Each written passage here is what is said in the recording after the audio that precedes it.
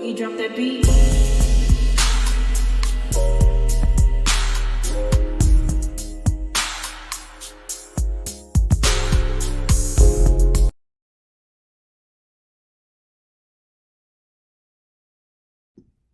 Hi everyone, welcome to my channel, Talking Out Loud with Miss Talkative. Everything I say is my own opinion, alleged, and strictly entertainment purposes. Remember, I'm just talking out loud. Please like, share, subscribe. Comment on the video, let me know what you think. Y'all, it's being alleged that the Scotts 1.0 may be in jeopardy of forfeiting their Black Lounge because MARSAU, Mr. Know-It-All, always thinking that he is the smartest person in the room, always in women's business, but never tending to his own woman. Allegedly, he used black as collateral to secure the Zen Garden project. And the Tisha, the insecure Tisha, who is so afraid of MARSAU leaving her, she went along with it knowing that MARSAU is not a businessman. MARSAU is a bullshitter, not a business person. But anyway, I was listening to Peril channel, you know, getting his earful.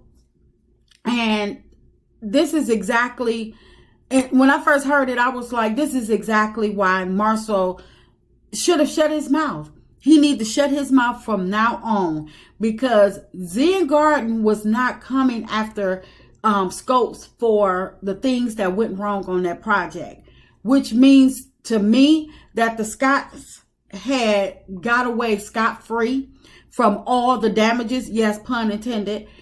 They had got away with clean hands. They could have claimed victory of assisting on the Zen Garden project, even if the people had to bring in other subcontractors and stuff, other people, other company to help make it cross the finish line. They could have still claimed victory for that, and they could have added that to their resume as a completed project. No matter the faults that, no matter none of their faults that they had on the project, they could have claimed a win, a victory over that.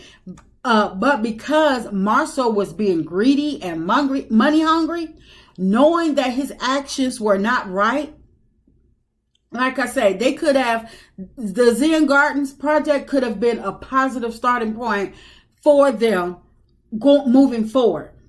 But just like they weren't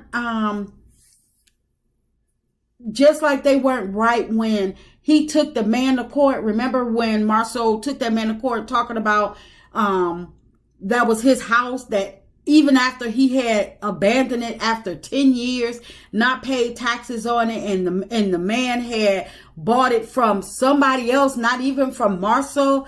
He bought the house from somebody else, and had the house all fixed up, gutted, and, you know, brought back up to standard. And MARSAU walks in, you know, he marches into court like the fool he is, demanding that that's his house. And brought nothing but embarrassment and nothing but embarrassment and shame to himself, because why are you over there bothering that man? You've been lost his house. But anyway, again, this just goes to show that MARSAU, he creates his own setbacks, his own drama, his own demise, because just like that man, the house, and that man had been bothering him, Zen Gardens was not bothering him. MARSAU knew darn well that he had messed them people money up and botched their job. But instead of him using it as a teachable moment and counting his blessings, he goes and sues the people. So, I mean, it was like MARSAU was thinking once again that he could bully somebody into giving him something that he has not worked for. Them people had to tear down a whole clubhouse and have it rebuilt because MARSAU built it under the height requirements that it was intended to be built as. And MARSAU even admitted that, yeah, that it was too short. But yet he see the $800,000, and instead of him thinking about, okay, well, you know what, I was getting paid when I was on site, I didn't pay the contractors like I was supposed to. Them people had to step in and do all of this stuff. They had to repave a road because it caused an accident, which Zen Gardens had to give a payout. And they still didn't come for MARSAU. They still let these people off the hook. Wasn't bothering them people. Wasn't doing anything. They wasn't bad mouthing the people. None of that. MARSAU knew doggone well that he was cutting corners on that job. Had people on payroll that wasn't actually on site, or at least he said they were on payroll. Made it seem like they were on payroll, so he could justify getting Zen Gardens money. But instead of MARSAU saying, okay, you know what? I got away with this. At least I can, I know I messed up. Let me sit back. Let me think about what I did, what I need to move forward. Let me regroup and, and be better on my next project. No. MARSAU, what did he do? He knocked his gift horse in the mouth. And it seems like he's about to cause his family to lose it all, because he always think he got the gift of gab. And he always thinking he could talk his way out of everything, or think because he talk in circles that people get dizzy by the time he's done talking, and that people say, forget it. He thinking that he can use that to actually win over Zen Gardens, giving him $800,000. But I wonder, was this one of the reasons why the Scotts added Jalen to the deed of the Black Lounge, saying that he's 5% owner of Black, because they knew this was, they were going to be faced with this at some point? I'm wondering, because they had to know something, especially if they know that they used their business as collateral, messed up the project. Yeah, I wonder, did they add Jalen to the deed beforehand, or before the lawsuit, or after the lawsuit? But either way, they had to know that they was going to be faced with this.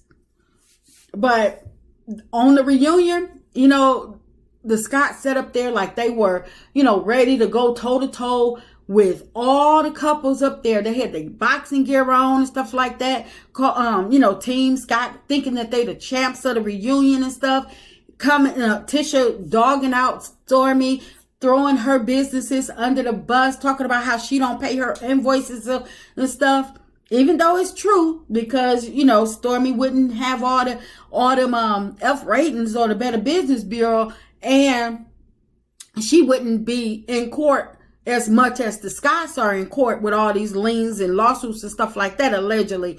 But the fact that it's like the kettle calling, the pot calling the kettle black, where Tisha was sitting up there coming for Stormy, and MARSAU throughout the season talking about Melody with her t-shirt business. But ain't nobody coming for Melody with her t-shirt business. The Scotts, they flossed all season. Tisha flossing, trying to floss because she finally made it to Africa with MARSAU, knowing doggone well she only went to prove something to the people, knowing that the people don't pay their bills. So why would she care? That's how you know that you get under people's skin, because when somebody can say anything they want, but until you pay my bills, I don't care. That's just talk. But they know doggone well they should be saving every nickel. But instead, what do? They going to Africa. They up there on the news broadcasting them paying other people bills, paying people mortgages, utilities, trying to flex like they weren't hit with all them liens on bedrock and not paying other bills and being drugged into court.